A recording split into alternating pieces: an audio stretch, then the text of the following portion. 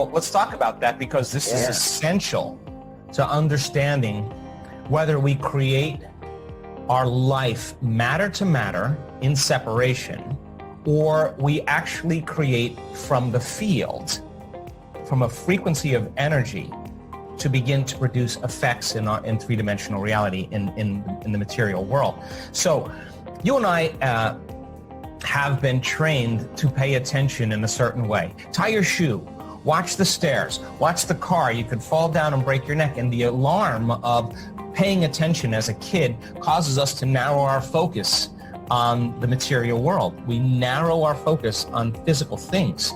And when the arousal of those emergency chemicals are heightened, it causes our senses to become heightened.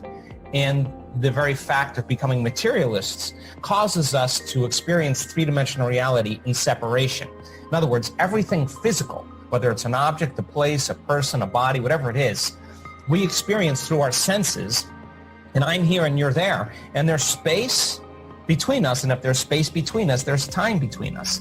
And so if I'm here in three-dimensional reality and I say I want to go to my car, I have to become aware that I'm here. That's one point of awareness, and my car is another point of awareness. So I'm separate from my car. So now I get up and I move my body through space, and when I move through space, I experience time. If I want to shorten the time, I move faster. If I want to lengthen the time, I move slower. So then there's me here, and then people have their dreams, whatever they are, their wealth, their health, their freedom. And in their mind, because they understand the process of getting things, they say, okay, I'm going to get that new house. And they start dreaming about that new house. And then they say, okay, how am I going to get that house? Okay, I'm going to work more hours. I'm going to sacrifice and save these things. I'm going to do more of this. I'm going to work on the weekends. And they're figuring it out as a predictable matter-to-matter outcome. And so they're living in lack and separation because they place their dreams 2 years, 5 years, 10 years in the future based on what they know about themselves and accomplishing it in the past. They're living, waiting for the event to occur in lack and separation so they can feel the emotion of why do people want abundance? They want to be free. So they're waiting for their abundance to occur to feel freedom. And so the whole entire life, they're living in lack and separation for that event to occur. Now, that's okay because that's creating matter to matter. That's creating in separation. If you are going to begin to create from the field instead of from matter, something amazing happens to us automatically. Like if you see someone in that car, you see someone with that wardrobe, you see someone with that hairstyle, you see someone with those things, and you experience separation or lack, your brain naturally starts seeing that you could have that. The next thing you know, you see the car, and then you pause for a moment, and your brain starts putting you in the scene. You're driving the car, you're wearing the scarf, you're wearing the wardrobe, you're getting those things. Your brain naturally, because we're creators, begins to imagine. The problem is that people are so impatient that when it doesn't happen, they come back to their senses, they're back to three-dimensional reality, and it doesn't occur. Now they experience more separation. So what do? If you're in lack, you're in separation, and you're in survival, you force outcomes, you control outcomes, you try to manipulate outcomes, you fight for those outcomes because you're matter trying to change matter. And so there's only a certain number of things we can do. We can compete, we can do whatever, but for the most part, we're enslaved into three-dimensional reality. And the hormones of stress then give the body a rush of adrenaline, and we feel our body more. And the arousal causes us to put our attention on our environment, on objects and people and places and things, and we are thinking about the predictable future, trying to predict the future based on the past. And where you place your attention is where you place your energy, and all your attention and energy is immersed in this three-dimensional reality. And now you got to play by the rules, and everything takes time for you to get. So we teach people how to take their attention off their body, off the people in their life, off the things they own, the objects they have, the places they need to go, not think about the future and the past. Train them with a formula to get beyond themselves and disconnect from all of their attention and energy out of this three-dimensional reality. Take their attention off of everything that's known. And if you do that properly and you're not aware of your body, you're not aware of the people in your life that you identify with, you're not thinking about your cell phone or any object, You're not thinking about where you're sitting, where you work, where you need to go. You're not thinking about the future or the past. You're in the present moment. Then what are you? Your consciousness. And now that is the eye of the needle that passes you through to the quantum field. You can't enter that place as a somebody. You got to enter as a nobody. And turns out that our research shows that when people do this properly, now there's elegant changes that take place in the brain and in the heart. Now, all of a sudden, instead of in survival, drawing from that invisible field of energy and information surrounding your body and mobilizing it into chemistry, and the field around your body shrinks, you become more matter and less energy. When people dissociate from everything known in their life and they take their attention off of their body, their environment, and time, now all of a sudden, energy moves into the heart. We've measured this 1,000 times. Energy moves right back into the brain. And now all of a sudden, the brain starts getting very synchronized, very organized, and there's a cadence that's created in the brain.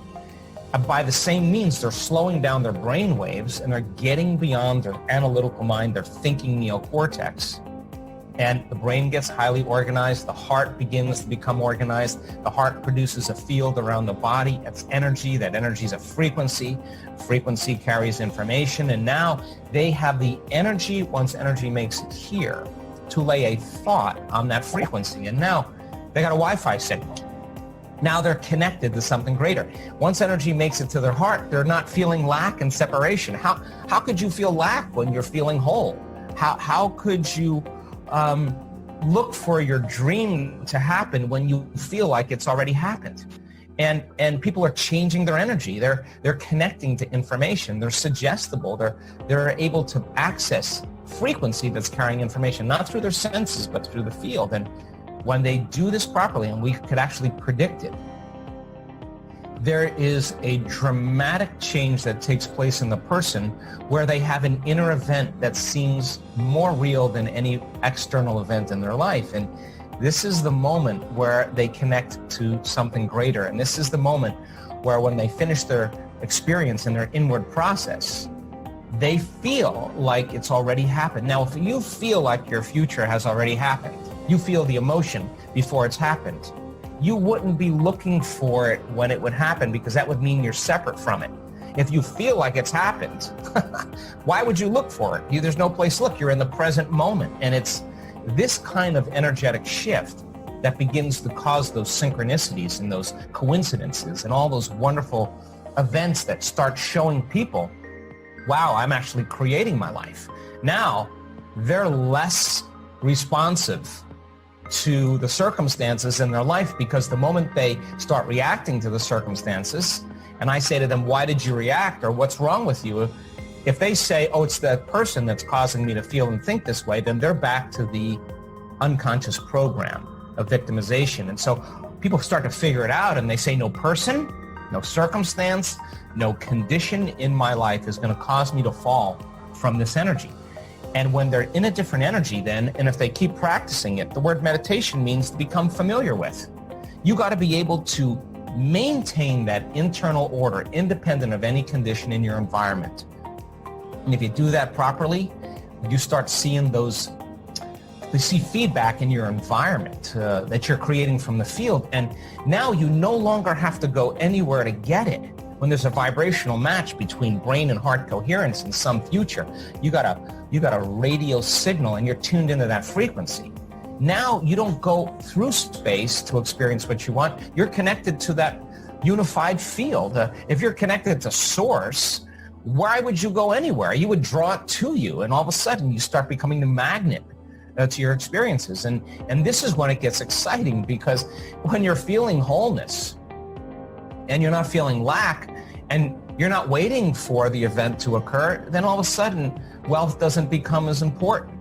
The moment you start feeling wholeness, that's when your healing begins. The moment you start feeling gratitude, that's the moment you're drawing experiences to you. So we're teaching people how to change that process.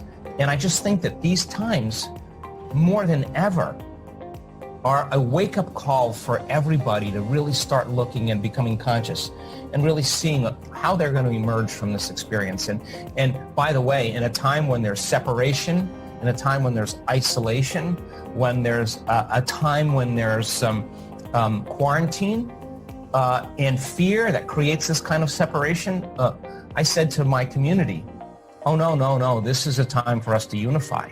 And we have research to show you don't need to be in someone's physical presence to cause them to feel love. In fact, we've done research to show that when you get a group of people together and they all start opening their hearts and they start synchronizing their energy and they have the thought of somebody, because these are people that are trained now, they have a thought of a group of people or somebody that their life be enriched, that their body be healed.